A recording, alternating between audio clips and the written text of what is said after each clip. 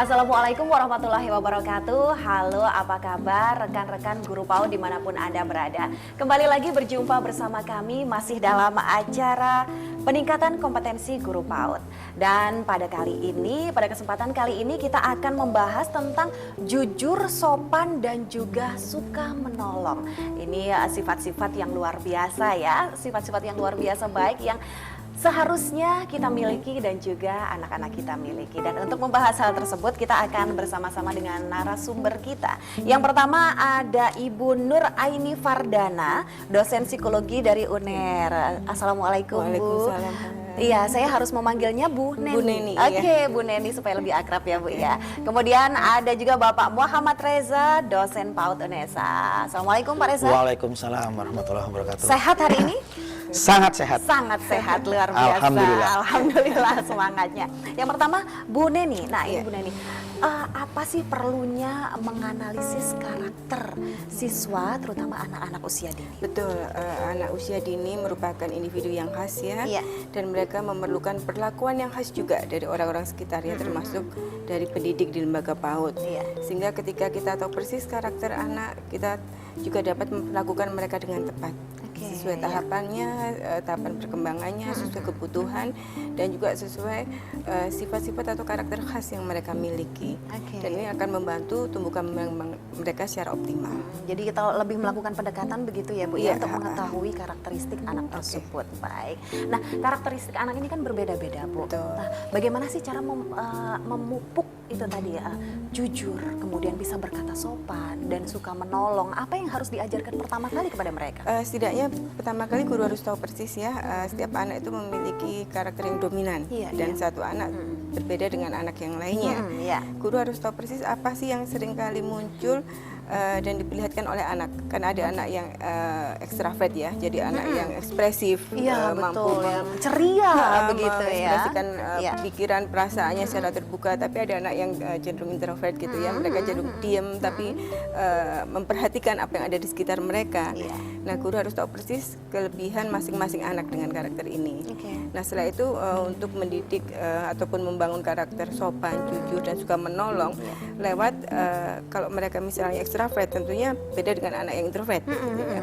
Kalau anak yang ekspresif, tentunya guru juga lebih leluasa berinteraksi dengan mereka lewat peniruan, Iya. lewat sesuatu yang bersifat aktif, dinamis. Tapi untuk anak yang cenderung pendiam, tenang, nah pakai pendekatan yang berbeda tentunya. Misalnya guru bisa menggunakan model reflektif gitu ya, menanyakan perasaannya, iya. kemudian memberikan tugas-tugas yang menunjukkan bahwa dia bisa terlibat dalam kegiatan bermain. Oke, iya, baik. Menurut Pak Reza bagaimana? Iya, jadi sebenarnya anak itu bereaksi terhadap apa yang lingkungan berikan.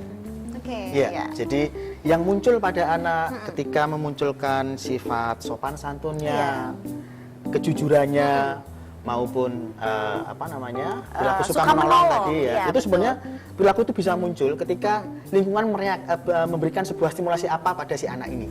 Oke, iya. Sebenarnya ada sebuah sebuah pernyataan yang begini. Tuhan itu sudah memberikan takdir baik pada anak. Oke, Iya. iya. Jadi sebenarnya manusia itu diberikan takdir baik Takdir sebenarnya. baik semua. Lingkungan yang memelihara takdir baik ini. Jangan sampai anak memiliki takdir yang berbeda. Oke. Itu maknanya bahwa sebenarnya potensi manusia itu sebenarnya baik. Potensi manusia itu secara itu memiliki potensi yang jujur. Potensi manusia. Kenapa seperti itu? Coba kalau kita bohong, pasti ada sebuah rasa tidak nyaman. betul, Kan? iya. Karena memang potensi manusia baik gitu. Baik, Potensi oke. manusia jujur. Kalau kita mau berperilaku kasar pada orang lain, pasti ada sebuah yang berteriak di hati kita gitu. Iya, bahwa iya, itu tidak iya. pas sebenarnya. Gitu. Iya, iya. Karena memang potensi manusia adalah memang baik. Baik, Gitu. oke. Tinggal bagaimana lingkungan memaintain, memelihara itu. Termasuk salah satunya adalah peran akan sebuah model ini penting gitu. Oke, ya. Jadi kembali lagi. anak harus melihat di dalam lingkungan dia untuk melihat hal-hal yang sifatnya memang baik yang muncul. Jangan sampai yang tersimpan di memori dia yang tidak baik. Misal nih contohnya.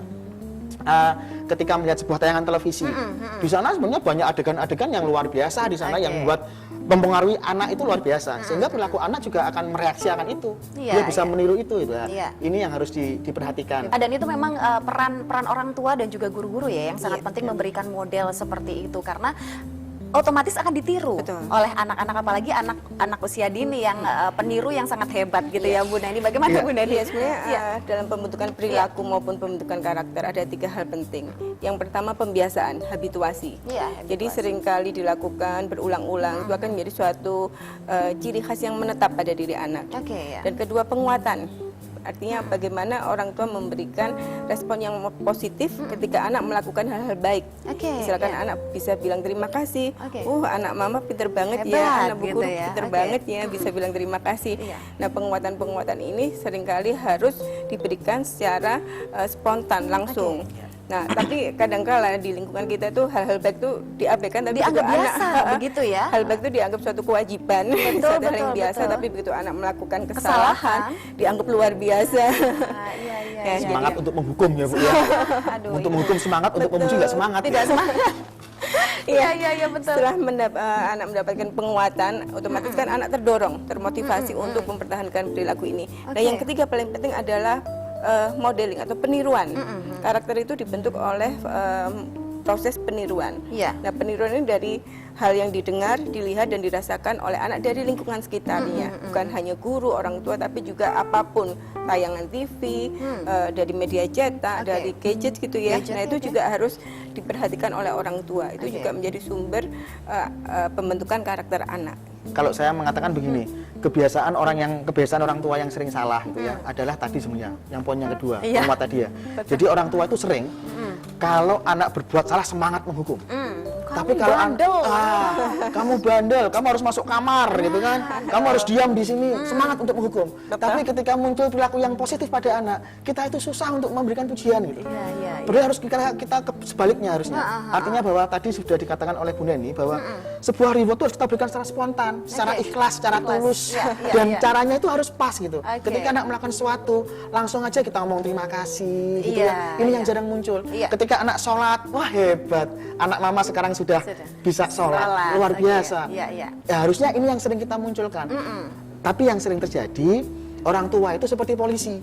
Kalau Ibu tahu polisi, mohon maaf. Polisi itu kan kalau ada orang salah di jalan, dia kalau menghukum seneng gitu. Wah, pasti aprit gitu ya. Tapi apakah polisi selalu memberikan sebuah reward ketika kita menggunakan helm, gitu ya, ketika kita menyalakan lampu? Nggak mungkin tiap hari polisi, hebat Bapak, nggak mungkin. Nggak mungkin. Nah, ini harus kita tinggalkan. Harusnya kita sering menghujani anak dengan sebuah pujian-pujian ketika memang perilaku anak baik. Supaya apa? Selalu muncul ini perilaku ini. Oke. Dan kembali tentang modeling tadi ya, seperti peniruan. Nah, itu Bu Neni. Ini ada orang tua dan guru ini ya merupakan modeling yang sangat role model peran berperan sosok, sangat sosok yang menjadi objek peniruan bagi si anak. Dan apalagi guru itu kan dianggap sebagai guru yang luar biasa kalau sudah untuk anak-anak terutama. Nah, ini saya titip buat guru-guru PAUD terutama ya.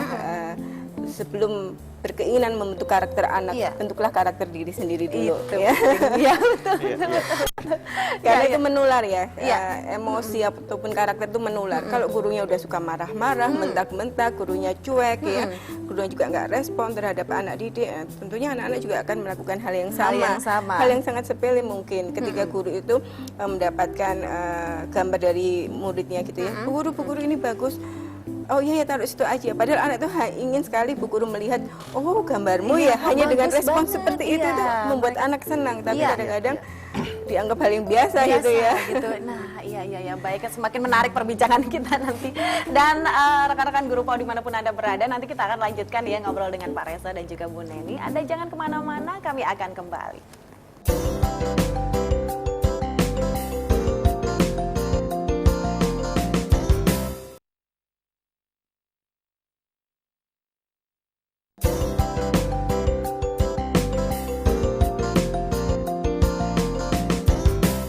Ya, para rekan-rekan Guru PAUD dimanapun Anda berada, kembali bersama kami. Masih kita membahas tentang jujur, sopan, dan suka menolong yang karakteristik yang baik yang harus kita tumbuhkan pada anak-anak kita sejak dini. Nah, kita ke Pak Reza sekarang. Pak Reza, tanpa disadari, kadang-kadang orang tua ataupun mungkin para pendidik PAUD gitu ya, melakukan kebohongan kecil yang bisa dibilang bohong putih katanya. Nah, seperti ini bagaimana ini menurut Pak Reza nih? Tadi sudah dijelaskan bahwa perilaku anak itu kan karena meniru ya. Iya, baik. Salah satu juga karena berbohong itu juga karena meniru gitu. Iya. Seringkali tanpa kita sadari orang tua maupun bunda-bunda PAUD juga berbohong, berbohong pada anak. Dan ini sifatnya kecil dan itu berulang-ulang. Ini yang malah memunculkan sebuah permisif, ternyata bohong itu tidak apa-apa gitu ya. Nah, itu. Contoh paling mudah nih, seringkali orang tua, ayah aku beliin mainan dong. Enggak, ayah nggak punya uang. Nggak punya uang. Padahal ketika anak membuka dompet, uangnya ayah banyak gitu. Harusnya orang tua nggak boleh, nggak harus menjelaskan bahwa dia nggak punya uang. Harusnya dia ngomong begini, nak, untuk beli mainan nggak ada uangnya, tapi ayah punya uang hanya untuk membayar ini, membayar sekolah, membayar mbak segala macam seperti itu. Tapi tidak boleh berbohong bahwa dia tidak punya uang, karena mau tidak mau memang di dompetnya ada uang. Oh, orang tua bohong, oh ayahnya bohong. Artinya tadi sebentar gitu. Nah, bohong-bohong seperti ini ketika terakumulasi akan memunculkan sebuah perilaku yang bohong juga pada anak, sehingga anak merasa bahwa bohong itu juga hal yang wajar gitu. Sehingga ini memunculkan habituasi tadi. Habituasi, betul. Karena dia meniru lingkungannya. Termasuk bunda-bunda PAUD. Kalau bisa bunda-bunda PAUD ketika memberikan proses pembelajaran jangan ada sebuah kebohongan. Meskipun itu kecil, apapun itu, jangan berbohong ya, bunda-bunda pada juga orang tua di rumah. Kalau kamu sekarang bisa mengerjakan ini, maka bunda akan ngasihkan ini besok. Padahal dia lupa, besok nggak dikasihkan misalkan. Itu udah bohong juga. Iya, betul. Nah, ini untuk wanita-wanita karir ataupun kadang-kadang orang tua di rumah agak kurang kurang memperhatikan hal yang seperti ini. Bagaimana menurut Pak Reza ini? Ada dua hal, kualitas sama kuantitas ya. Kualitas dan kuantitas. Katanya bahwa yang penting kualitasnya. Tapi enggak juga. Kita juga butuh kuantitas loh untuk ketemu sama anak. Mana mungkin kita bisa mendidik anak kalau seminggu enggak pernah ketemu gitu. Hanya by phone. Kan enggak bisa. Apakah itu kualitas gitu? Enggak akan bisa tercapai lah. Kita juga tetap membutuhkan kuantitas. Jadi dua hal ini harus diperhatikan. Sehingga memang sebuah kesadaran bahwa fokus untuk mendidik anak itu hal yang penting. Sehingga sisakan waktu kalau memang dia bisa pulang untuk ke rumah ya pulang aja deh untuk ketemu sama anak gitu. Kembali lagi ke kantor kan. Kembali lagi ke kantor. Banyak hal memang yang harus kita pelajari ini. Dan kalau kita berbicara tentang bohong dan juga imajinasi. Nah, ini Bunda, ini bagaimana ini perbedaannya? Kadang-kadang kan hampir-hampir mirip gitu ya. Usia dini sekitar usia 4-5 tahun seringkali juga mengembangkan sesuatu yang tampaknya itu bohong, padahal itu fantasi anak ya. Nah, kalau kebohongan itu merupakan suatu perilaku di mana anak mendapatkan keuntungan atau punya tujuan memanipulasi sesuatu. Jadi misalkan dia biar tidak dimarahi, dia bohong. Tadi yang menumpahkan itu kucing kok mah bukan aku misalnya kan, karena takut dimarahi betul. Nah, tapi kadang-kadang anak itu mengembangkan bohong, tapi itu fantasi misalnya, mama tadi aku tuh ketemu peri misalnya ya, itu bagian dari kreativitas daya imajinasi anak. Nah, kita harus membedakan mana itu bohong, mana itu fantasi. Karena memang anak usia sekitar 4, 5, 6 tahun tuh daya kreativitasnya itu besar sekali, termasuk kreativitas dalam membayangkan sesuatu hal di sini. Termasuk mamaku tadi ketemu sama kakek-kakek berjubah misalnya, kadang-kadang anak kan membayangkan itu. Dari mana sumbernya? Mungkin dari buku, dari dongeng, dari televisi. Kadang-kadang orang tua bohong, kamu mana ada gitu kan kadang-kadang. Kalau kita mendapati anak seperti itu, kita pahami bahwa itu bagian dari fantasi dan kita bisa mendengarkan, oh iya sayang, di mana? Oh begitu, kita ikuti dulu jalan pikirannya sampai kita pahami. Setelah itu baru kita memberikan umpan balik, kita meluruskan. Oh itu hanya bayanganmu nak, sebenarnya itu nggak ada gitu. Jadi anak dipahami dulu, baru kemudian diberikan umpan balik untuk meluruskan apa yang diimajinasikan. Dan kalau untuk suka menolong ini ya Bu Neni ya, kadang-kadang karakteristik anak adalah egois ya. Nah, bagaimana cara menumbuhkan ini? Kita harus menolong dan bersikap sopan. Ada tahap perkembangan yang dimana usia-usia tertentu anak itu suka sekali untuk sangat individual ya, egois, umur sekitar 3 tahunan gitu ya.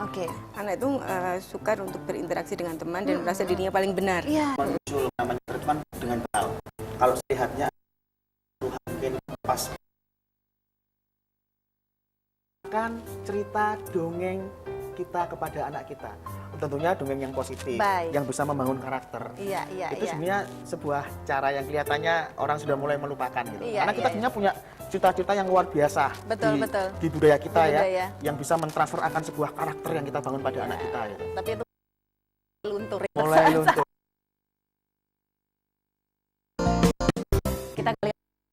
Kita kali lah ya.